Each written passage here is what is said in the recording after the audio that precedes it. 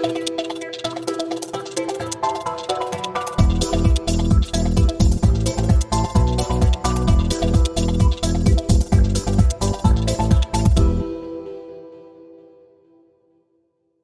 we are, season 3, well underway.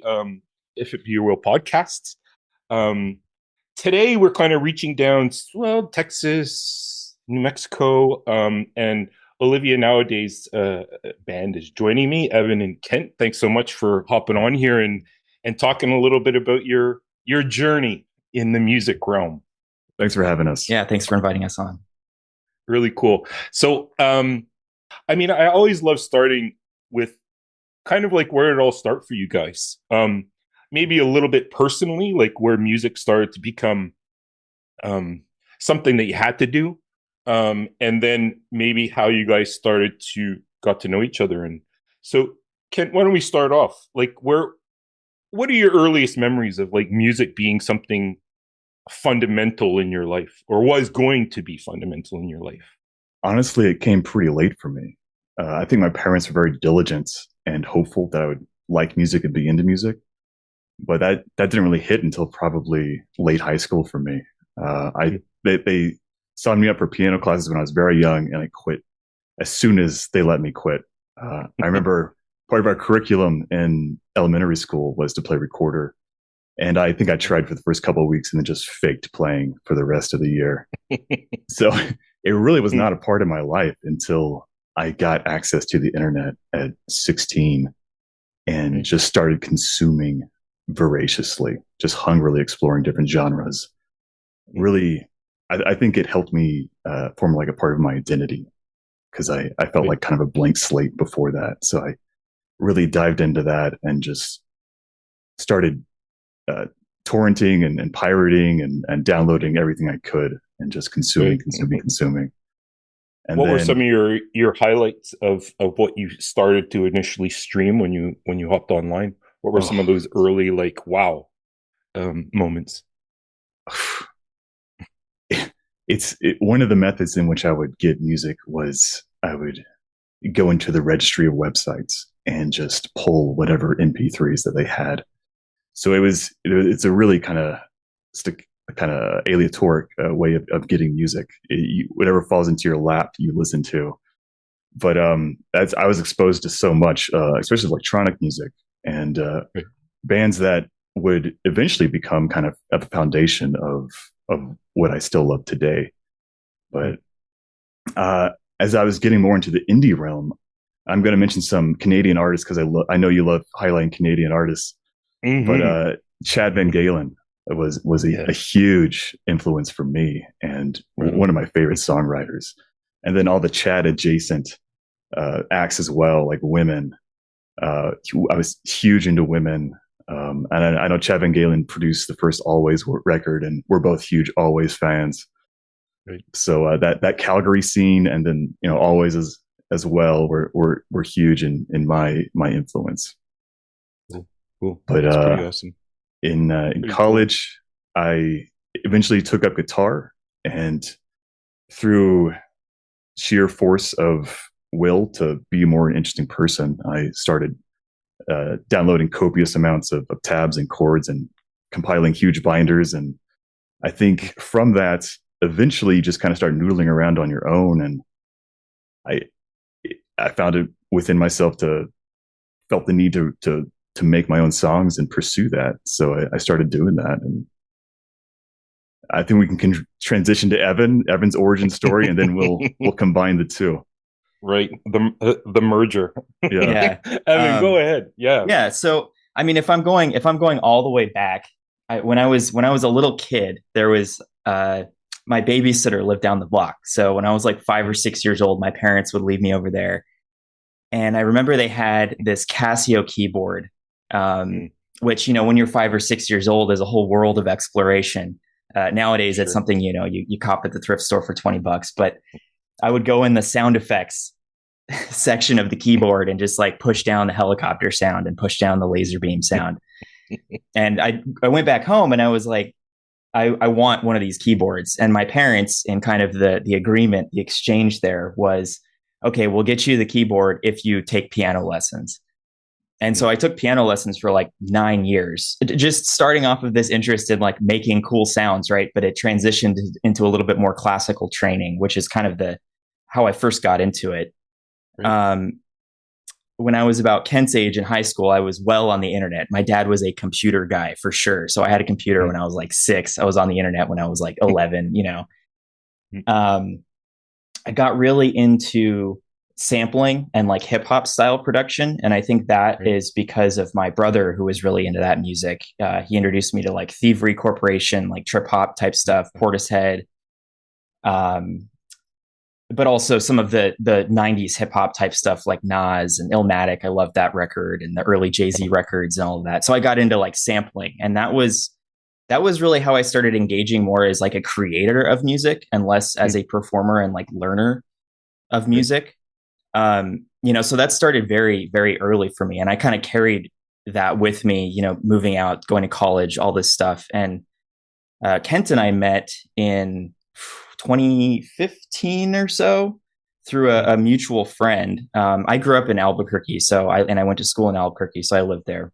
Kent was there for work, I believe, and we were sort of just acquaintances. We'd see each other at a party, be like, "Hey, what's up?" You know, not really like fully engaging, but I think Kent wrote a song or something about this relationship that he was in, and he showed it to his partner at the time, and she broke up with him because of that. If I'm getting that correctly, because of the song. Yeah, that's 100% true. And so I randomly get a call from Kent one day, who to me was just an acquaintance, and he was like, "Hey, we should," you know, he knew I had a bunch of gear in my basement, and he was like, "Hey, let's just like work on some music." And he came over, and we wrote a couple of tracks in that first session that were not Olivia tracks. They were a different project that we've got, but just from day one, we started writing, and we were just very productive. And it's been a consistent thing since then. I think just because of the overlap in interests, we're on a very similar wavelength. I think our process works well with the types of people that we are.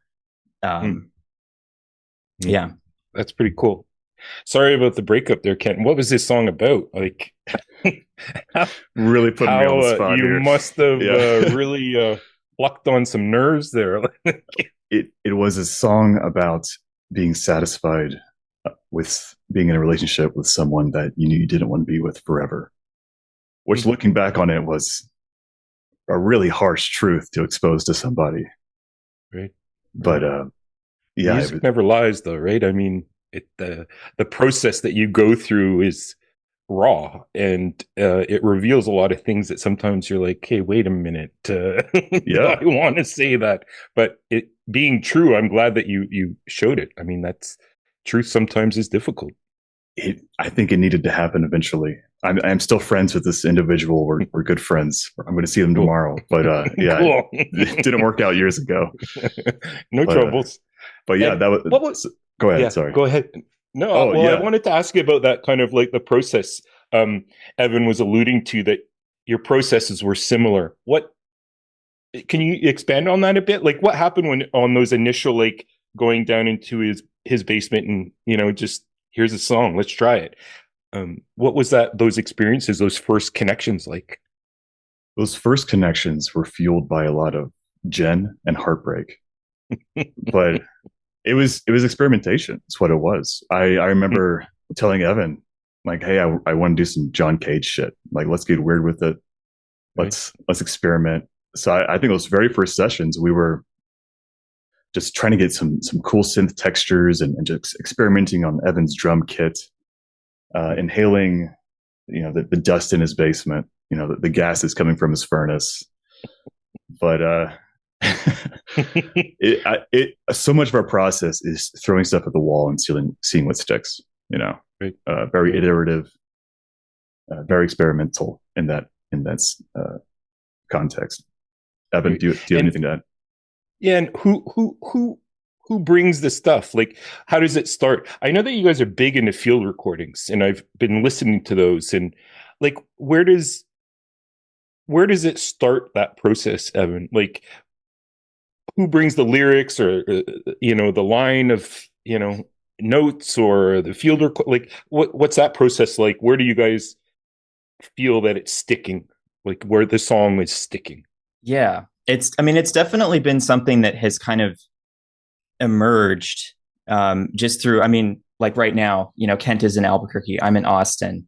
We've known each other for almost 10 years at this point, but the majority of our collaboration has happened actually remotely. We've done a lot of work in person. We meet up at least once or twice a year to like jam stuff out like in person sessions. But I think the way that the process has kind of converged and where it is now is both of us kind of explore different ideas in our own sort of studios, in our own spaces. We have a Dropbox that has hundreds of songs on it, and the ones that we both get most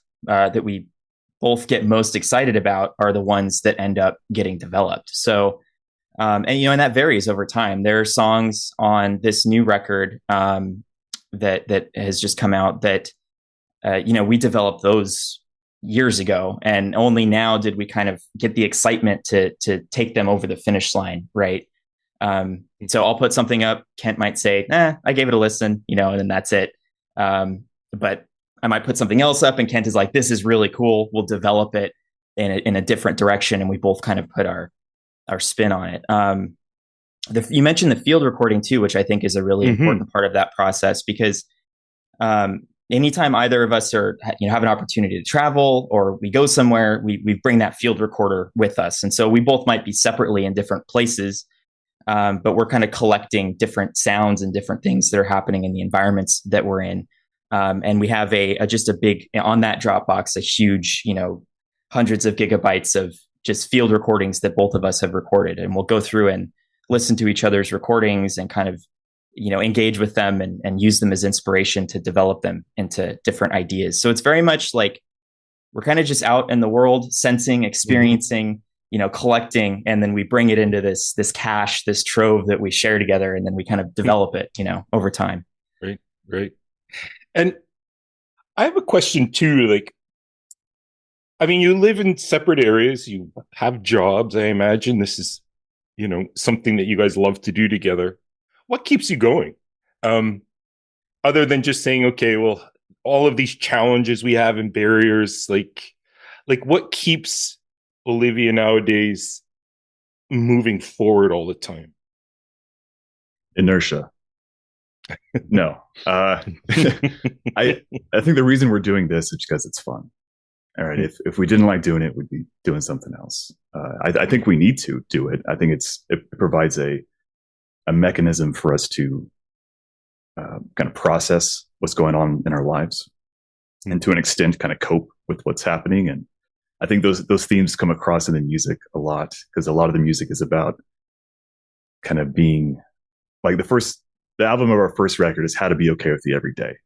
Right. So it's kind of an exploration of answers to that, as well as asking kind of an open-ended question of, because, we haven't reached nirvana. We have our anxieties. We have our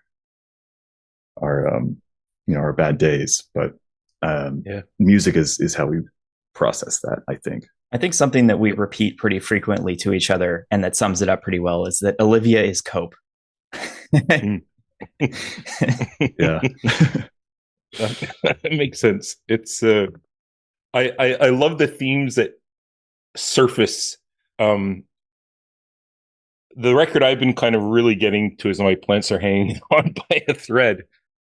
But the message below that, like just that image, I find super powerful. And then I was reading some of the comments that you guys had made about it, where you're trying to find slices of coziness or community amidst the perpetual motion of technological progress. And I mean, that image of a houseplant where we have to train and maintain and take out of its element, and use other means to keep it alive, I think speaks so powerfully in a lot of your tracks. This kind of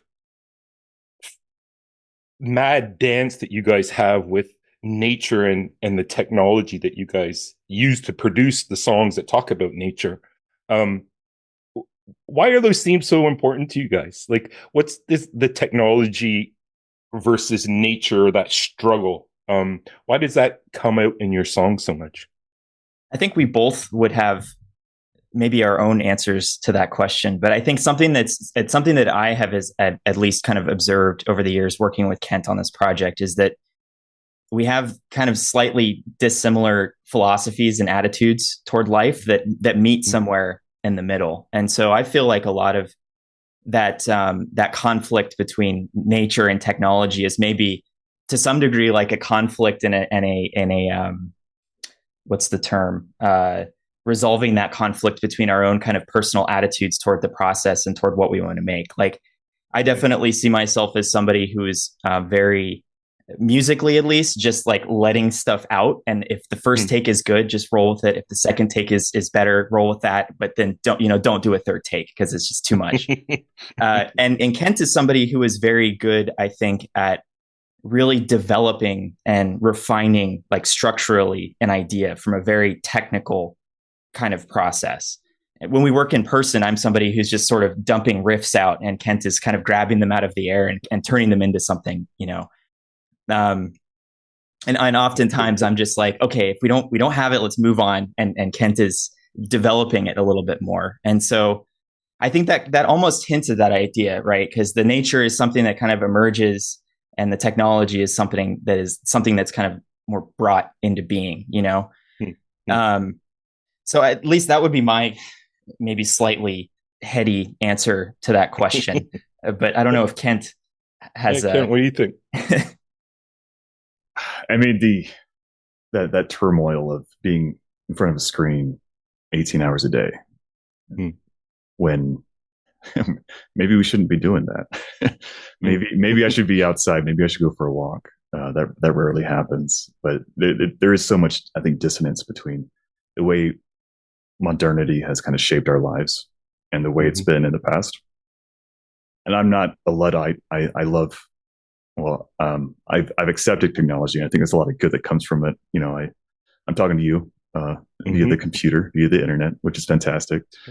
But I think we can easily lose sight of very primal needs, such as being in nature, eating vegetables, getting sunshine. And I think My Plants Are Hanging On by a Thread kind of explores that dissonance of living in the way we're living and not feeling the way we're supposed to be feeling. I hear you on that. I think that rings true to humans in general, right? That sentiment of I don't know, I want to say hijacked, but somewhat our humanity has been hijacked by everything that we're surrounded by. Yet it has that, like you were saying, it allows us to do things that we would have never been able to do. So it's it's a double-edged sword a little bit. How did that album come to be? How did you guys build this record with all its tracks, and that you came to a space where you felt good about it as a whole? I think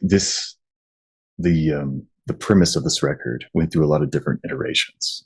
We first considered it being like a triple album and just dumping 30, 40 tracks on it. And then we eventually shied away from that idea.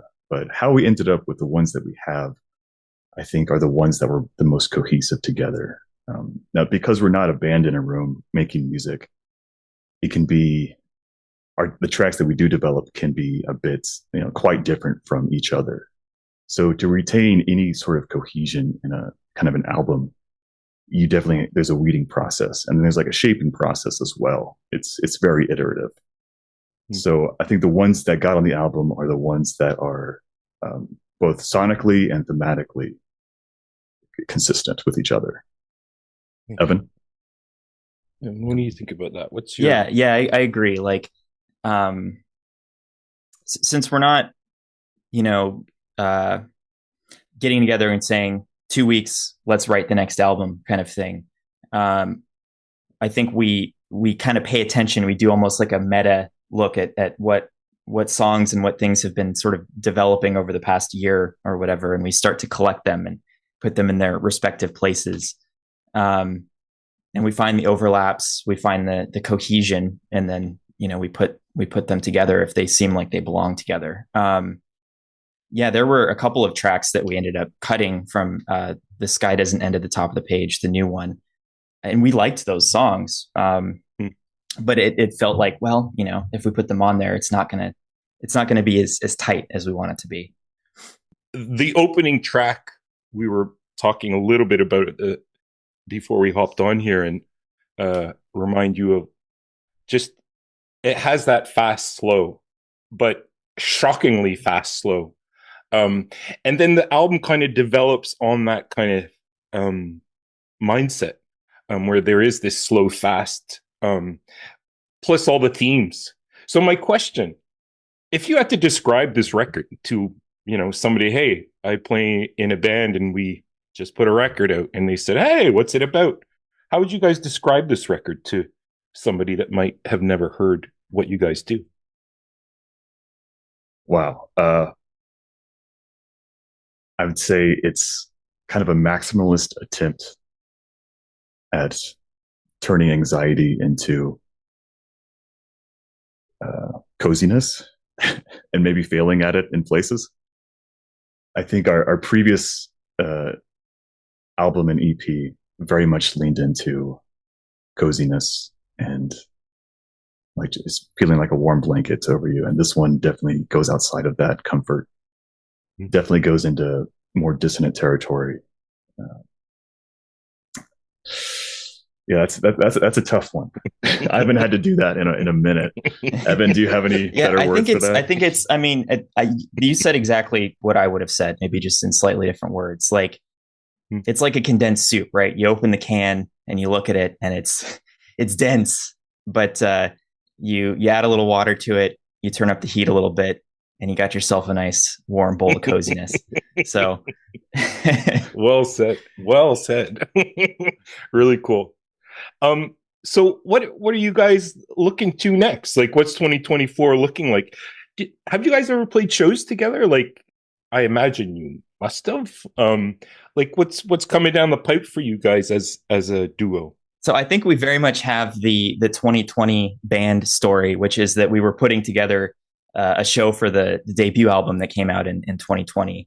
And we had the group together. We had all the songs, which were not written for a live band, but we went through the effort of transcribing all of them and reinterpreting them. And then COVID happened. And then that, Kent moved, I moved. So we continue working on stuff. But it's interesting that you asked those two things together, because I would say playing a show is definitely a goal for us. At some point, we anticipate being in the same place and being able to make that happen. Right. Right. Yeah. It's definitely tricky though. Space is a great challenge. So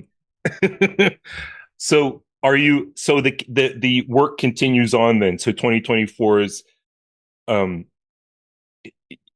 that Dropbox up and exchanging and coming up with tracks, songs.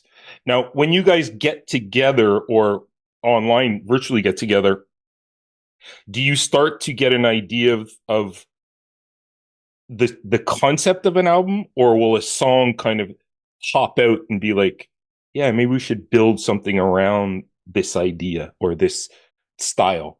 How does that percolate up where you grab onto an idea and think, hey, we have something here that we could build? So when we're working individually and kind of just sending drafts to each other or ideas to each other, ideas flow from that. And in the times of the year that we can't get together, like physically in the same space, I think that's when the cohesive concepts really come out. So for 2024, we actually have a few irons in the fireplace of not only Olivia, but other projects outside of that. We actually kind of created an entire album, 2021, 22, when I was visiting Evan and he was living in Japan. And we birthed this album in a matter of days, and we've just been sitting on it, and we want to put it out there. It's been too long. So that's one thing we got going. We got another project that we have is under the pseudonym Alex Green, which is very much more ambient, more sound art, more like even more sample based than Olivia Nowadays. So we've got two projects hopefully 2 releases of that we're going to develop in 2024. And then a fourth thing that we're toying with is kind of an Olivia Nowadays side project that we're probably going to call a different name, something similar, maybe Olivia Ayúdame, which is Spanish for like help me. And that's going to have some songs that are cheekier than typical Olivia. Mm-hmm. But we like these songs and we've developed these songs, but they don't fit the kind of the earnest vibe of typical Olivia Nowadays. Interesting. So lots of potential for 2024. Definitely. Excellent. Yeah. Excellent. Well, I really want to thank you guys for hopping on here and sharing a little bit of this timeline that you guys have been on. I've been really, really, like I said, enjoying what you guys have made, and I'm going to check out some of your side projects as well. I look forward to listening to the difference. But all your records there's a consistency, but there's always expansion in them, which I absolutely love. And I was so happy to run upon you guys and that we have this opportunity to kind of meet each other and talk a little bit about what you guys do. So thank you. Thank you so much for having us. Thank you. This was great. I appreciate it. Yeah. And all the best in 2024, you guys. Likewise. Thanks.